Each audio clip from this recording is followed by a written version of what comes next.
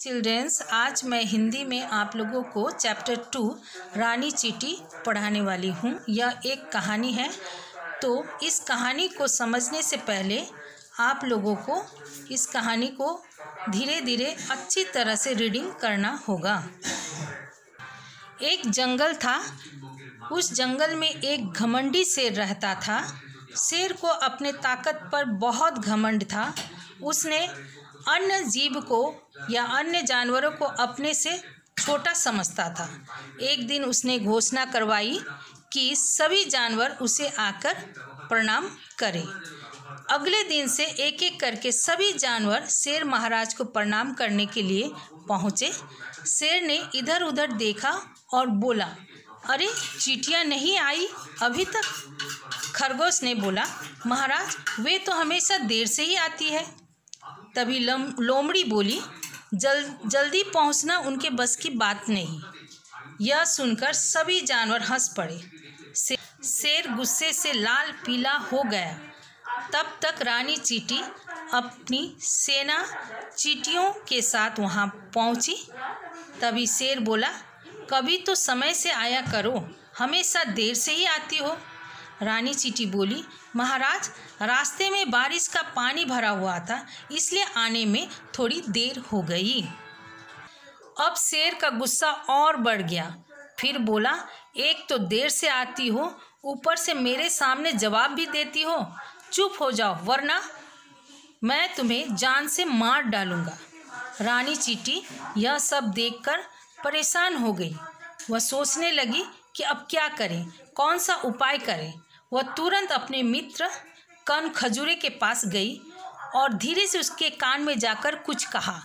दोनों ने एक योजना बनाई और मुस्कुराने लगी। उधर शेर भोजन करके आराम करने लगा। कुछ ही देर में शेर को नींद आ गई। कन खजूरा चुपके से शेर के कान में घुस गया। उसने शेर के कान में घुसकर जोर से काटा। अब तो शेर दर्द से परेशान हो गया। उसे बहुत दर्द हो रहा था। वह इधर उधर उछलने लगा। किसी भी तरह दर्द कम हो ही नहीं रहा था।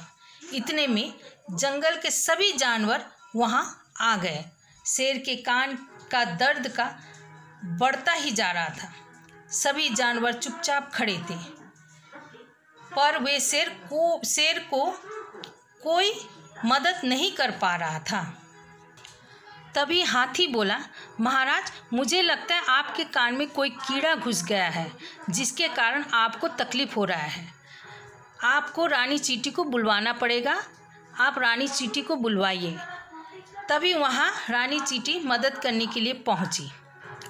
थोड़ी देर में रानी चींटी अपनी सेना के साथ वहाँ गुफा में गई। शेर ने कहा, मेरे कान में बहुत तेज़ दर्द है, कृपया मेरी मदद करो। रानी चींटी धीरे से मुस्कुराई और शेर के कान पर चढ़ गई।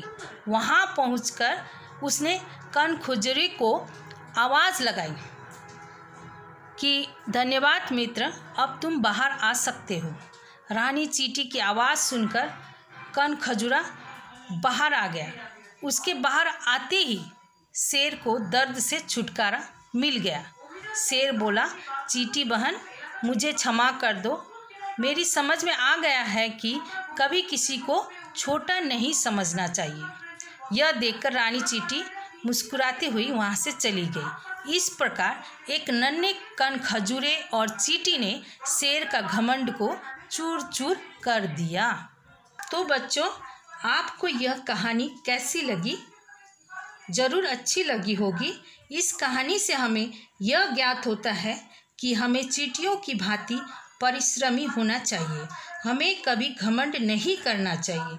किसी को छोटा नहीं समझना चाहिए, क्योंकि एक छोटे से छोटा जीव एक ताकतवर जानवरों को हरा सकता है तथा परास्त कर सकता है। धन्यवाद।